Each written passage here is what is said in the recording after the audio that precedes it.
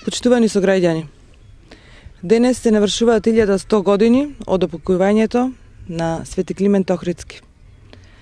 Оној кој е основоположник на македонскиот јазик, на македонската писменост. За жал, денес, на овој голем празник, во нашиот град, имаме луѓе кои што ни упатуваат порака дека македонскиот јазик, македонската писменост, македонскиот народ треба да ги ставиме во позадина.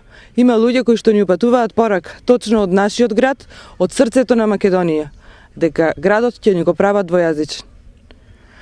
Затоа ве повикувам сите сограѓани, сите заедно да упатиме една јасна порака, дека нема да дозволиме Прилеп да биде двојазичен, дека нема да дозволиме Македонија да биде двојазична.